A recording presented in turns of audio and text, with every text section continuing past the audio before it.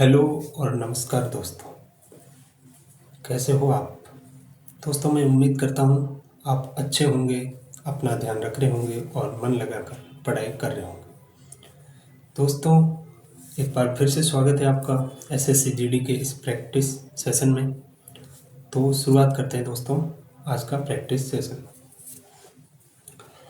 पहला प्रश्न है दोस्तों, खाली जगह में बाबर ने पानीपत में इब्राहिम लोदी को हराया था। तो बताइए दोस्तों, पानीपत के युद्ध में बाबर ने इब्राहिम लोदी को किस वर्ष हराया था? दोस्तों, पानीपत का प्रथम युद्ध जिसमें बाबर ने इब्राहिम लोदी को हराया था, जो कि हुआ था 1526 में। जी हाँ, इसका ऑप्शन डी सही होगा दोस्तों। ये प्रश्न काफ़ी महत्वपूर्ण है दोस्तों। 2019 में पूछा गया है, 23 में पूछा है, 24 में भी पूछा है। हो सकता है ये 2026 में भी रिपीट हो सकता है। तो दोस्तों, ध्यान रखना इस प्रश्न में। बढ़ते हैं अगले प्रश्न की तरफ। अगला प्रश्न है दोस्तों, शेर खान ने खाली जगह में चौसा में हुमायूं को हराया था। किस वर्ष में शेर खान ने चौसा के युद्ध में हुमायूं को हराया था? बताइए दोस्तों।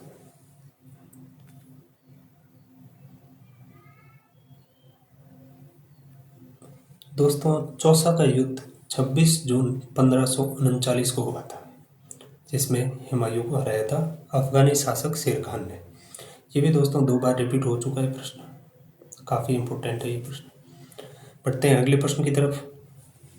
अगला प्रश्न है दोस्तों, 17वीं शताब्दी में मुगल सम्राट शाहजहां द्वारा निर्मित खाली जगह लगभग 200 वर्षों तक मुगल सम्राटों का मुख्य निवास स्थान था। कौन सी जगह जो 200 वर्षों तक मुगल सम्राटों का मुख्य निवास स्थल था? लाल किला, सीरी फोर्ट, सलीमगढ़ या तुगलकाबाद का किला? बताइए दोस्तों।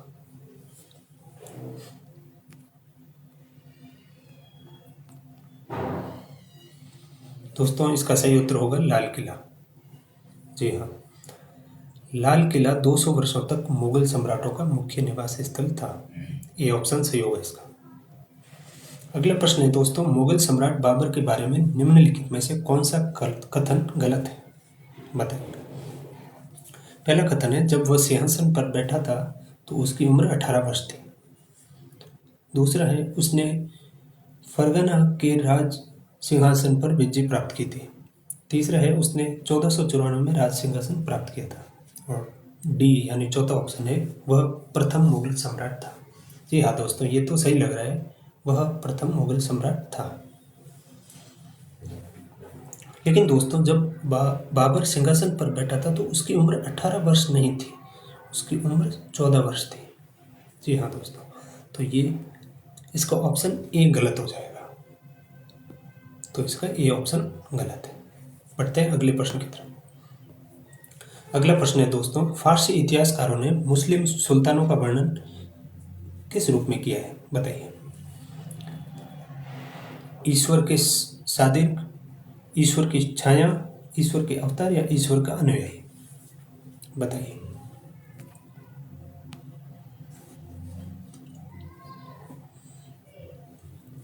दोस्तों, फारसी इतिहासकारों ने मुस्लिम सुल्तानों को ईश्वर की छाया बताया है अपने ग्रंथों में। तो इसका उत्तर सही होगा। बढ़ते हैं अगले प्रश्न की तरफ। अगला प्रश्न है दोस्तों, दिल्ली में लाल किले का निर्माण किसने कराया था? बताइए। बहुत ही सिंपल प्रश्न। आप सभी को पता है दोस्तों, दिल्ली में लाल किला शाहजहां द्वारा बनाया गया था, जो कि 200 वर्षों तक मुगलों का निवास स्थल था।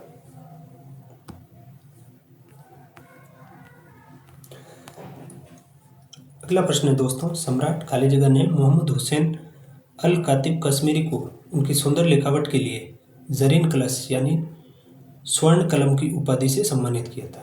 किस मुगल बादशाह ने कश्मीरी को उनकी सुंदर लिखावट के लिए स्वर्ण कलम की उपाधि दी थी? बताइए।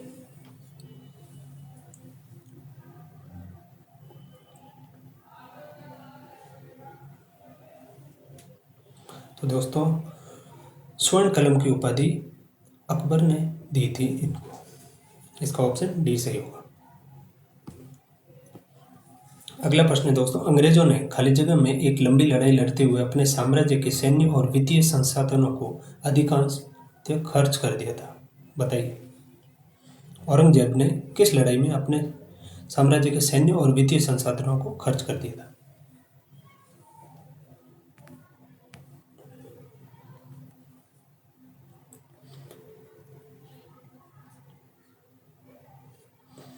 दोस्तों, इसका सही उत्तर होगा ए, दक्कन का युद्ध, जो कि 1665 में हुआ था, जिसमें औरंगजेब ने अपने सैन्य और वित्तीय संसाधन अधिकतम खर्च कर दिए थे। इसलिए ए ऑप्शन सही होगा, दक्कन का युद्ध। अगला प्रश्न है दोस्तों, हैदराबाद राज्य के संस्थापक निजाम उल मुल्क आसफ जहाँ खाली जगह फर्रुखसियार के दरबार में सबसे शक्तिशाली सदस्य थे। बताइए, यानी इसमें यह पूछा है कि फर्रुखसियार कौन से सम्राट थे? मुगल सम्राट थे, राजपूत सम्राट थे, खिलजी सम्राट थे या गुप्त सम्राट थे? बहुत ही इजी प्रश्न है दोस्तों। फर्रुखसियार मुगल सम्राट थे, तो इसका ऑप्शन ए सही होगा। अगला प्रश्न है दोस्तों, मुगलों को अपने तैमूर राजवंश पर गर्व था, वे इसे किस प्रकार मनाया करते थे? बताइए दोस्तों।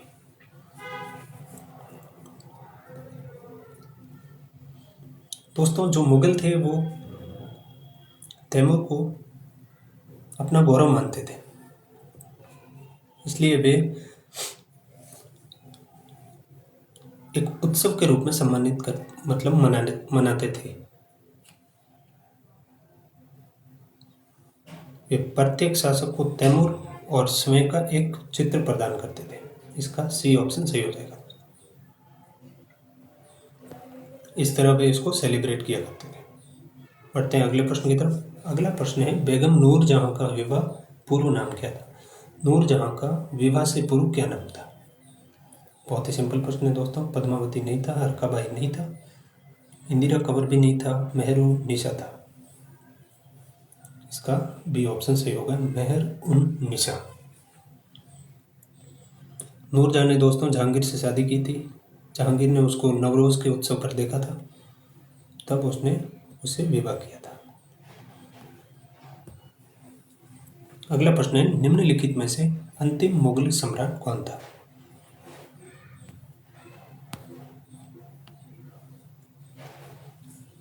दोस्तों, आप सभी को पता है अंतिम मुगल सम्राट बहादुर शाह द्वितीय।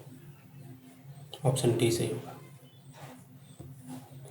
अगला प्रश्न है दोस्तों, राज्याधिकार के लिए मुगलों ने किस विरासत का अनुसरण किया था?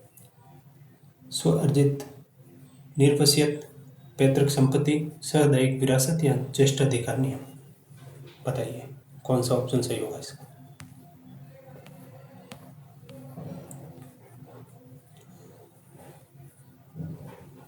दोस्तों, इसका सही उत्तर होगा सामुदायिक विरासत।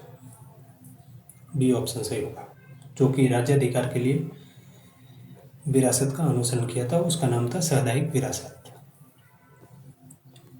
अगला प्रश्न है दोस्तों, मुगल बादशाह शाह आलम द्वितीय ने किस वर्ष में बंगाल, बिहार और उड़ीसा की दीवानी ईस्ट इंडिया कंपनी को अनुदान स्वरूप देने का फरमान जारी किया था?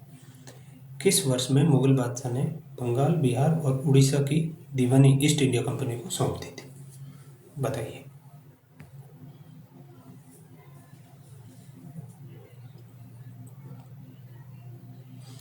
दोस्तों, आपको याद हो तो एक बक्सर का युद्ध हुआ था 1764 में, जिसमें अंग्रेजों की जीत हुई थी।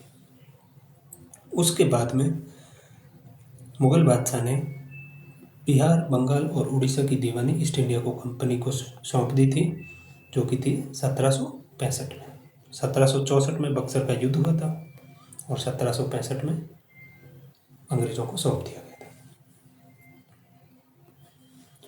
अगला प्रश्न है दोस्तों, अकबर के दरबार में 9 रत्नों में शामिल महेश दास किस नाम से लोकप्रिय थे? बहुत ही सिंपल प्रश्न है दोस्तों।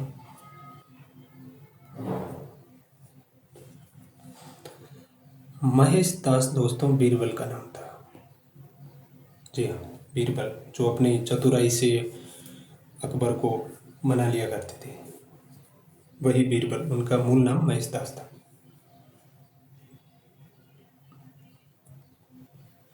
अगला प्रश्न है दोस्तों, बाबर ने खाली जगह खाली जगह नामक युद्ध पद्धति की शुरुआत की थी, जिसमें सेना को विभिन्न डिवीजनों में विभाजित कर दिया जाता था ताकि दुश्मन को हर तरफ से घेरा जा सके। तो बाबर की इस युद्ध पद्धति का क्या नाम था? चारा, अरब, खुम्स या तुलुगमा? बहुत ही सिंपल प्रश्न है, बताइए दोस्तों।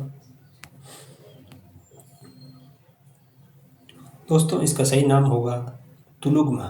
और एक और बाबर की युद्ध पद्धति थी जिसका नाम था अरबा, ना कि अरब। अरबा नाम था। ये अरब लिखा है, ये नहीं होगा, अरबा होगा। और तुलुगमा, दो युद्ध पद्धति का अनुसरण किया था बाबर ने। अगला प्रश्न है, मुगल सामग्री नूरजहां द्वारा अपने पिता की याद में बनवाया गया इत्तेमाद-उद-दौला का मकबरा खाली जगह में स्थित है, बताइए। इत्तेमाद-उद-दौला का मकबरा कहाँ स्थित है?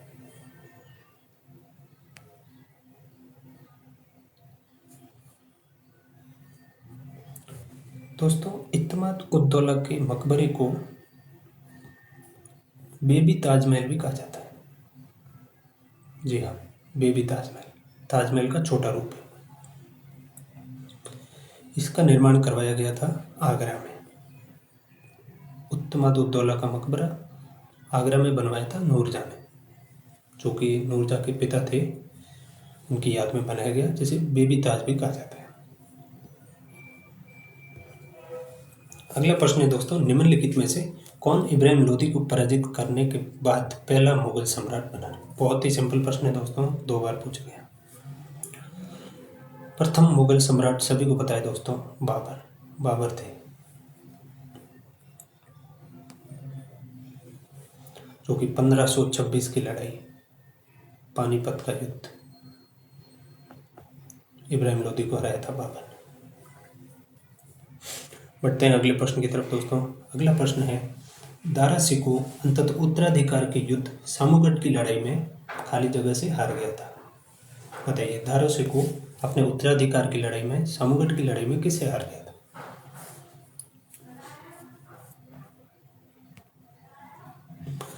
दोस्तों सामूगढ़ की लड़ाई 1658 में हुई थी,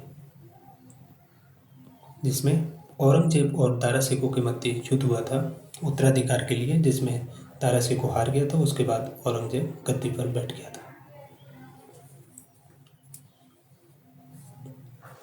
बढ़ते हैं दोस्तों अगले प्रश्न की तरफ। अगला प्रश्न है, राजा टोडरमल निम्नलिखित में से किस मुगल सम्राट के शासनकाल के दौरान राजस्व मंत्री थे? दोस्तों टोडरमल 9 रत्नों में से शामिल थे, और 9 रत्न आप सभी को पता है किस राजा के थे। 9 रत्न थे दोस्तों अकबर के। अकबर के शासनकाल के दौरान टोडरमल राजस्व मंत्री हुआ करते थे दोस्तों, याद रखना, काफ़ी इम्पोर्टेंट। अगला प्रश्न है दोस्तों, दारा शिकोह के पिता का नाम क्या था, बताइए।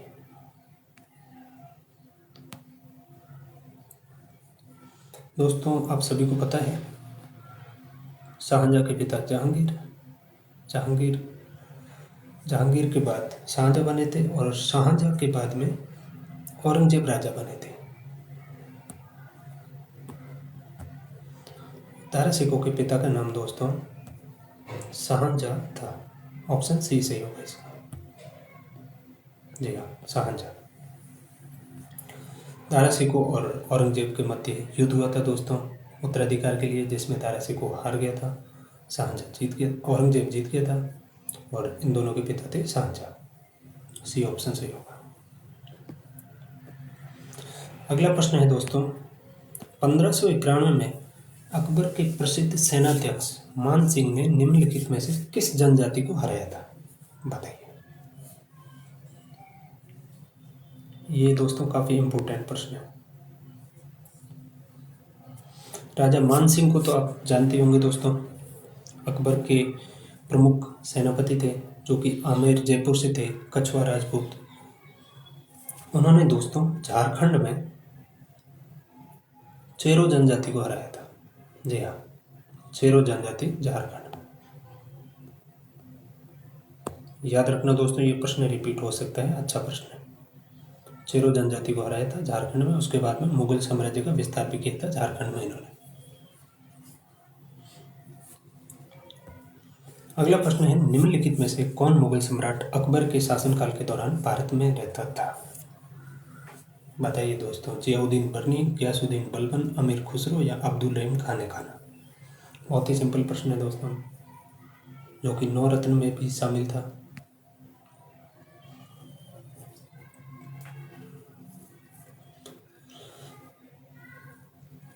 सही उत्तर होगा दोस्तों अब्दुल रहीम खान खाना। जी हाँ, ये अकबर के शासनकाल के दौरान भारत में रहते थे और ये अकबर के 9 रत्नों में से एक थे। अगला प्रश्न है दोस्तों, निम्नलिखित में से किस शासक ने दीन-ए-इलाही नाम से एक नई जीवन शैली या धर्म की शुरुआत की थी? दीन-ए-इलाही काफ़ी प्रसिद्ध है दोस्तों, दीन-ए-इलाही, जिसे तौहीद-ए-इलाही भी कहा जाता है। इसका दूसरा नाम दोस्तों तौहीद-ए-इलाही भी कहा जाता है और दीन-ए-इलाही मूल नाम था, जिसकी शुरुआत की थी दोस्तों अकबर ने। सर्वधर्म सम्मान के लिए दीन-ए-इलाही नीति शुरू की थी। ये काफ़ी इंपॉर्टेंट प्रश्न है दोस्तों, दोबारा भी आ सकता है, 21 में ये पूछा गया। अगला प्रश्न है दोस्तों, मुगल बादशाह अकबर की मृत्यु निम्न में से किस वर्ष हुई थी? बताइए।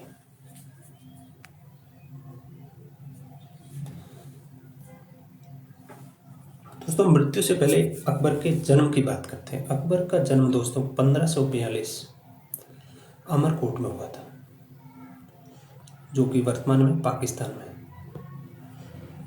उसके बाद में 1556 में राजा बने थे अकबर, और अकबर की मृत्यु दोस्तों 1605 में हुई थी। जी हाँ, 1605 सी ऑप्शन सही होगा। इसमें ऑप्शन है भी नहीं दोस्तों। 1566 है, 1700 ये तो हो ही नहीं सकता, 1540 बिल्कुल नहीं, 1542 में तो जन्म हुआ था, 40 में कैसे मृत्यु हो सकती है? इसका सही उत्तर होगा 1605 सी ऑप्शन। अगला प्रश्न है दोस्तों, मुगल बादशाह अकबर के किस वित्त मंत्री ने दहशाला नाम से कराधान की प्रणाली शुरू की थी? वित्त मंत्री, बताइए।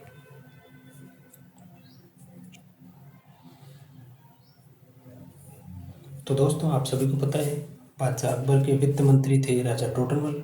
उन्होंने दहशाला नाम से पद्धति शुरू की थी, जिसके अंदर किसान अपनी पैदावार का 1/3 भाग राज्य को दिया करता था टैक्स के रूप में। ठीक है दोस्तों, 1/3 भाग दिया जाता था। उस पद्धति का नाम था दहशाला। अगला प्रश्न है, असम में अमोघ साम्राज्य और मुगलों के बीच हुई सरायघाट की लड़ाई किस वर्ष में हुई थी?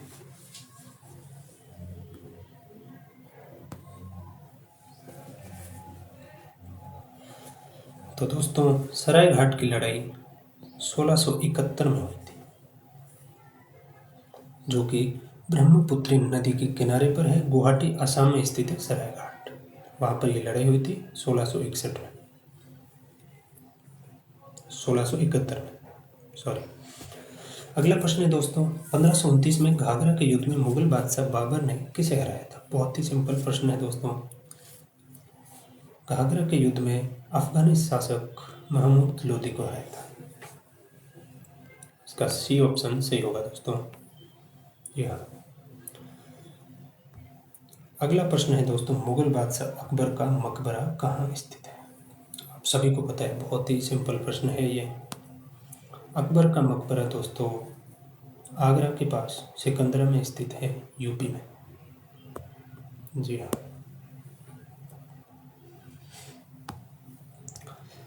ठीक है दोस्तों, तो नमस्कार, विदा लेने का वक्त है। आपको अगर जानकारी अच्छी लगी है तो लाइक कीजिए, शेयर कीजिए और सब्सक्राइब कीजिए। समय देने के लिए धन्यवाद। Thank you. जय हिंद।